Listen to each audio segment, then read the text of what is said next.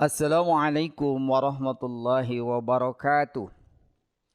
Alhamdulillahilladzi anzalal Qur'an hudal linnasi wa bayyinatin minal huda wal furqan. Asyhadu an la ilaha illallah wahdahu la syarikalah wa asyhadu anna Muhammadan abduhu wa rasuluh alladzi la nabiyya ba'dah. Allahumma fassalli wa sallim wa barik ala Muhammad wa ala alihi wa ashabihi azma'in, amma ba'd. Qala Allah Ta'ala fil Qur'anil Karim, A'udzu billahi minasyaitonir rajim. Ya ayyuhan nasu kulu mimma fil ardi halalan thayyiba wa la tattabi'u khutuwatis syaitan innahu lakum aduwwum mubin. Al-ayah. Anak-anakku yang Bapak banggakan, khususnya di lingkungan unit SD Al-Mutakin Full Day School Tasikmalaya. Alhamdulillah atas kudrah dan iradah Allah Subhanahu wa taala sampai detik ini kita masih diberikan kesehatan lahir dan batin kita. Sehingga kita masih bisa melaksanakan ibadah saum Ramadan tahun 1442 Hijriah bertepatan dengan tahun 2021 Masehi.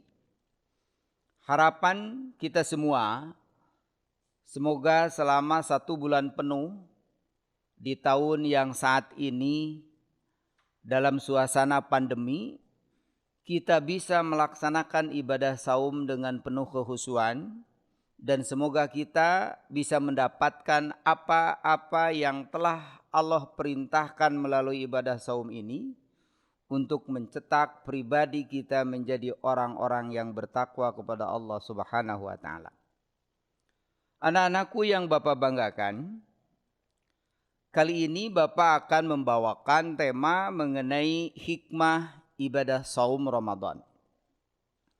Ayat yang disampaikan dalam muqaddimah tercantum di dalam surah Al-Baqarah ayat 168. A'udzu billahi minasyaitonir rajim. Ya ayyuhan nasu kulu mimma fil ardi halalan thayyiba wa la tattabi'u khutuwatis syaitan innahu lakum aduwwum mubin. Ya ayyuhan nas, hei sekalian manusia, kulu makanlah, mimma fil ardi apa-apa yang ada di bumi, halalan thayyiba yang halal dan yang bergizi, wala tattabi'u khutuwati syaitan, dan janganlah mengikuti langkah-langkah syaitan, innahu lakum aduwwum mubin, karena sesungguhnya syaitan itu musuh yang nyata bagimu.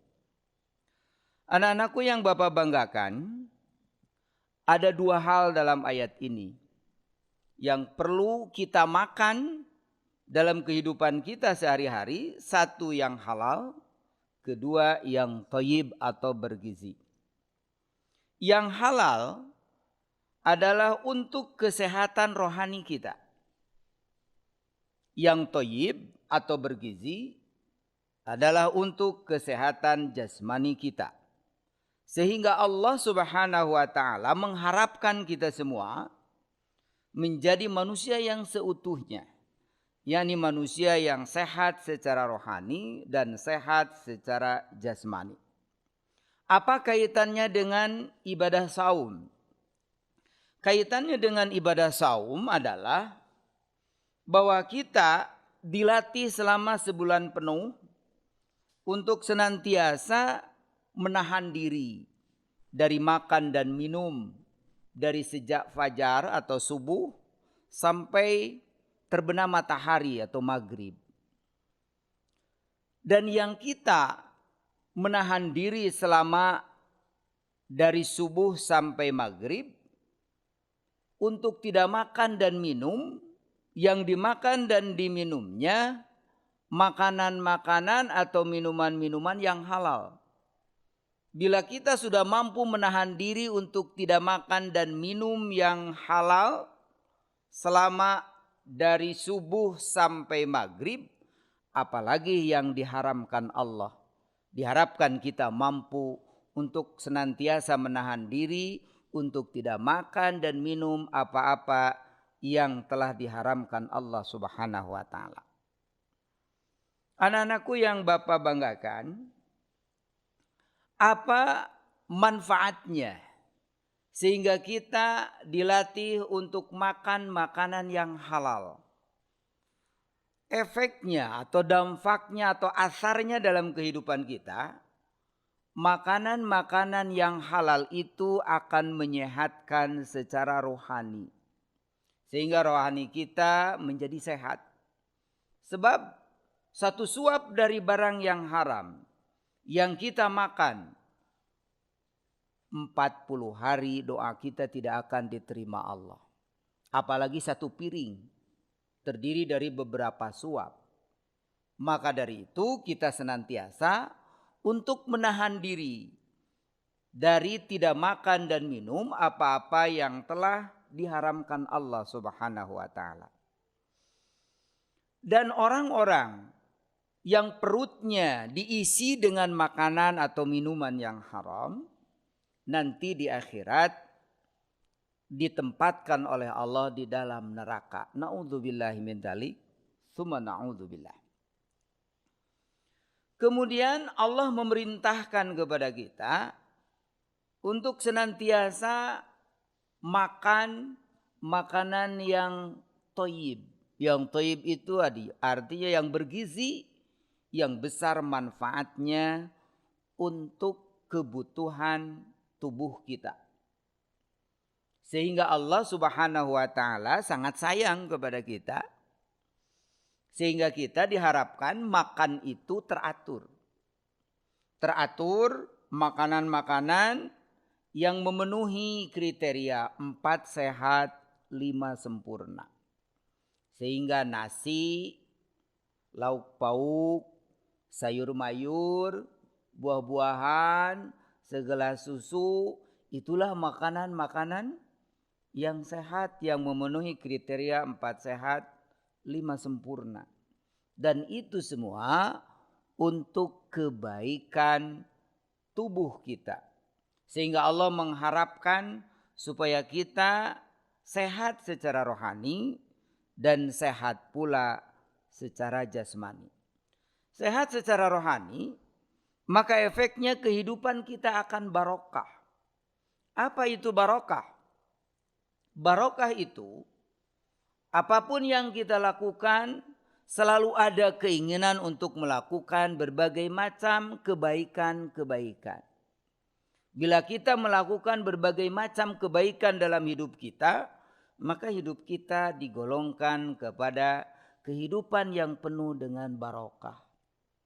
Dan keberkahan itulah yang akan mengantarkan diri kita menjadi manusia-manusia pilihan Allah Subhanahu wa taala. Dan melalui ibadah saum ini kita dididik oleh Allah untuk senantiasa teliti dalam memasukkan makanan. Sebelum memasukkan makanan ke dalam perut kita, kita harus senantiasa bertanya dulu ke dalam diri kita. Apakah yang akan kita makan ini halal? Kalau halal, bismillah, maka insya Allah kita selamat fid dunya wal akhirah. Anak-anakku yang Bapak banggakan, alhamdulillah dalam suasana seperti sekarang ini kita masih diberikan kesempatan untuk bisa makan, untuk bisa melakukan berbagai macam amal soleh. Halal di dalam ajaran Islam itu ada 2 hal. Yang pertama halal dari segi jenisnya, makanan atau minuman. Yang kedua halal dari segi cara mendapatkannya, makanan atau minuman. antara makanan yang dihalalkan Allah dengan makanan yang diharamkan oleh Allah, lebih banyak yang dihalalkan oleh Allah. Yang diharamkan oleh Allah, hurrimat alaikumul maitatu wa damu wa lahmul khinzir wa ma uhilla bihi li ghairillah. Diharamkan kepadamu yang pertama untuk makan bangkai. Bangkai itu haram. Kategorinya bangkai adalah makanan-makanan yang harus melalui proses penyembelihan. Manakala tidak melalui proses penyembelihan, maka makanan tersebut disebut bangkai. Berbeda makanan yang tidak melalui proses penyembelihan, seperti halnya ikan. Walaupun sudah mati, itu tidak dikategorikan sebagai bangkai. Karena ikan itu tidak perlu melalui proses penyembelihan. Kemudian yang kedua yang diharamkan oleh Allah, waddam, darah. Darah itu haram untuk dimakan. Jadi kalau kita menyembelih ayam atau menyembelih kambing, sapi dan sebagainya, bila darahnya itu dikumpulkan, kemudian dikasih bumbu, dimakan, maka itu makanan menjadi haram. Walaupun enak dimakannya. Karena ini sudah nas Al-Quran. Yang ketiga, yang diharamkan oleh Allah, walahmul khinzir, daging babi. Dan daging babi ini pun walaupun diganti namanya bukan babi, kalau barangnya itu juga tetap haram. Haram untuk dimakan. Maka berhati-hatilah bagi umat Islam. Walaupun babi itu murah harganya, kemudian dicampur dibikin bakso, tapi menyebabkan kita dimurkai oleh Allah Subhanahu wa taala bila babi tersebut dikonsumsi atau dimakan oleh kita. Kemudian wa ma uhilla bihi li ghairillah, yang disembelihnya bukan karena Allah tetapi karena selain Allah. Umpamanya seperti halnya yang kita saksikan saat ini di negara kita atau di lingkungan provinsi kita di Jawa Barat, di Pangandaran setiap tahun suka ada pesta laut. Pesta laut Pangandaran. Nah, bila ada nanti pesta laut menyembelih kerbau, kemudian kepalanya untuk Nyi Roro Kidul, badannya dibagikan kepada fakir miskin, maka itu hukumnya menjadi haram. Haram untuk dimakan. Kenapa? Karena wa ma uhilla bi li ghairillah, disembelihnya bukan karena Allah. Atau karena untuk tumbal, umpamanya yang sedang membangun jembatan. Kemudian kata salah seorang dari paranormal, harus dikubur kepala kambing yang berwarna hitam, 2 ujung dan ujung. Kemudian badannya dibagikan ke fakir miskin. Maka badannya menjadi haram dimakan. Karena disembelihnya bukan karena Allah. Itulah dari segi jenisnya makanan-makanan yang diharamkan oleh Allah. Jadi makanan-makanan yang diharamkan dengan yang dihalalkan lebih banyak yang dihalalkan oleh Allah. Maka dari itu senantiasa kita untuk makan makanan yang halal. Dan itu berefek akibatnya kepada kesolehan, keberkahan di dalam hidup kita. Dan mulai dalam bulan suci Ramadan ini kita dididik untuk senantiasa teliti dalam makan. Sebelum kita memasukkan makanan, teliti dulu, tanya dulu diri kita masing-masing. Apakah yang kita makan itu benar-benar halal atau masih ada unsur-unsur haram? Dalam minuman sama. Innamal khamru wal maisir wal azlam wal ansab rizqum min amali syaitan, itu termasuk amal syaitan. Jadi khamr, makanan atau minuman keras itu termasuk yang diharamkan oleh Allah. Walaupun cuma setetes, walaupun tidak sampai mabuk. Karena itu sudah nas Al-Quran dan termasuk amal syaitan. Anak-anakku yang Bapak banggakan, khususnya di unit SD Al-Muttaqin, Bapak mengharapkan kalian selalu teliti dalam memasukkan makanan. Sebab makanan yang kita makan ini akan berdampak positif atau negatif dalam kehidupan kita.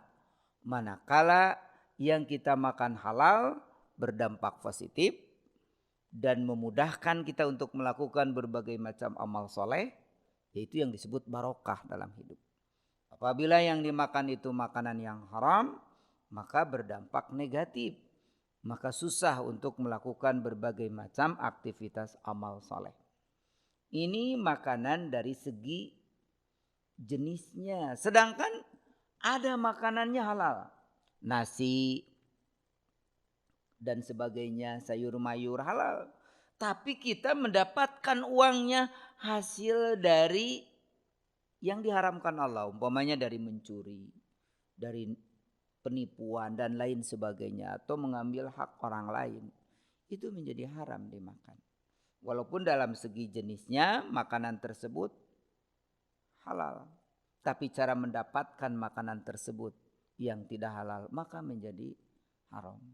Anak-anakku, inilah hikmah ibadah saum Ramadan. Allah memerintahkan, kulu, makanlah, mimma fil ardi, apa-apa yang ada di bumi, halalan thayyiban, yang halal dan bergizi. Yang bergizi bukan berarti kita harus yang mahal, tetapi yang memenuhi kriteria 4 sehat 5 sempurna. Gak usah yang mahal-mahal, asal memenuhi kriteria 4 sehat 5 sempurna. Dan itulah yang dibutuhkan nutrisi-nutrisi makanan oleh tubuh kita. Sehingga thayyiban itu yang baik akibatnya untuk tubuh kita.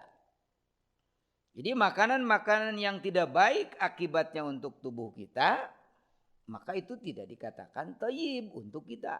Umpamanya orang yang sudah terkena penyakit diabetes atau penyakit gula, itu minum atau makan yang banyak mengandung gula itu sudah tidak thayyib bagi dirinya. Kemudian orang yang sudah terkena gagal ginjal, maka minumnya sudah diatur lagi. Dalam 1 hari paling 2 gelas gitu. Jadi orang yang sudah terkena penyakit darah tinggi umpamanya, pokoknya makan jambal roti mungkin bagi dia sudah tidak thayyib bagi dirinya. Jadi yang thayyib ini yang baik akibatnya untuk tubuh kita. Jadi Allah mempersilahkan untuk makan, 1 yang halal, 2 yang thayyib. Nah kemudian ada larangan dari Allah ayat selanjutnya itu, wala tattabi'u khutuwati syaitan. Dan janganlah kamu mengikuti langkah-langkah syaitan. Innahu lakum aduwwum mubin, karena sesungguhnya syaitan itu musuh yang nyata bagimu. Apa langkah setan yang dimaksud dalam ayat ini? Kita jangan coba-coba berani untuk makan, minum sesuatu yang diharamkan oleh Allah. Dan jangan coba-coba untuk makan, minum yang tidak thayyib, yang jelek akibatnya untuk tubuh kita. Jangan mengikuti langkah setan. Langkah setan itu selalu bertolak belakang dengan apa-apa yang diperintah Allah. Kalau Allah memerintahkan ta'muruna bil ma'ruf wa tanhauna 'anil munkar. Ajaklah manusia untuk berbuat kebaikan dan cegah untuk berbuat kemungkaran. Kalau setan itu dibalikan. Ta'muruna bil munkar wa tanhauna 'anil ma'ruf. Ajak manusia untuk melakukan berbagai macam kemungkaran dan cegah manusia untuk melakukan berbagai macam kebaikan. Itu setan. Setan itu selalu bertolak belakang dengan apa-apa yang telah ditentukan oleh Allah Subhanahu wa taala. Selalu sebaliknya. Maka ada larangan dari Allah, wala tattabi'u khutuwati syaitan. Dan janganlah kamu mengikuti langkah-langkah syaitan. Apa kebiasaan-kebiasaan syaitan? Ketika dia sedang melakukan aktivitas yang ada kaitannya dengan makan dan minum. Satu, setan itu makannya pakai tangan kiri. Kemudian makannya sambil berdiri. Yang dimakannya bukan yang halal. Itu kebiasaan setan. Makanya kita harus senantiasa untuk menghindari perbuatan atau langkah-langkah setan itu. Dan setan itu tidak diawali dengan basmalah kalau makan. Maka bagi kita itu harus sebaliknya dari syaitan. Sebelum makan bismillah dulu. Kemudian duduk. Kemudian yang kita makan itu yang halal, ya udah pasti itu. Kemudian jangan makannya pakai tangan kiri tapi harus pakai tangan kanan. Duduk pakai tangan kanan, diawali dengan basmalah. Karena kalau kita makan tidak diawali dengan bismillah, maka itu satu suap dengan syaitan. Makanya ada tuntunan dari Rasulullah Sallallahu Alaihi Wasallam, kalau kita lupa baca bismillah, padahal makannya tinggal satu suap lagi, maka bismillah awaluhu wa akhiruhu. Bismillah dari awal sampai akhir. Maka syaitan itu akan keluar. Dan bila kita makan tidak bismillah, maka syaitan bersama-sama masuk ke dalam tubuh kita. Dan setan selalu menggoda sesuai dengan aliran darah kita. Jadi jangan mengikuti langkah setan. Sekarang lagi ngetren. Ada yang hajatan tidak menyediakan tempat duduk. Bahasanya keren, standing party. Jadi prasmanannya sambil berdiri. Makan, minum sambil berdiri. Tidak disediakan tempat duduk. Itu kalau dibahasakan agama, standing party itu adalah min amalis syaitan. Sebagian dari amal syaitan. Kata Allah, wala tattabi'u khutuwati syaitan. Dan janganlah kamu mengikuti langkah syaitan. Jangan bergaya ini modern. Tidak modern sebenarnya kalau melanggar aturan Allah Subhanahu wa taala.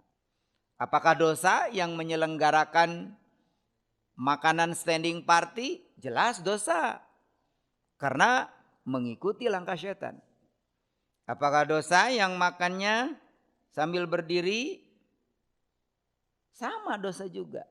Maka dari itu kita jangan mengikuti langkah syaitan. Karena syaitan itu musuh yang nyata bagimu. Dan syaitan selalu menggoda kita. 3 hal yang digoda oleh syaitan ketika kita akan melakukan amal soleh.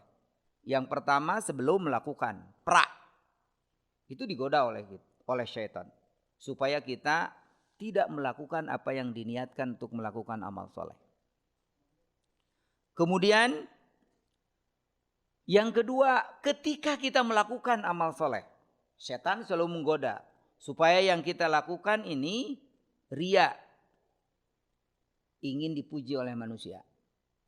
Yang ketiga, pasca melakukan. Setelah melakukan, supaya diinformasikan kepada yang lain.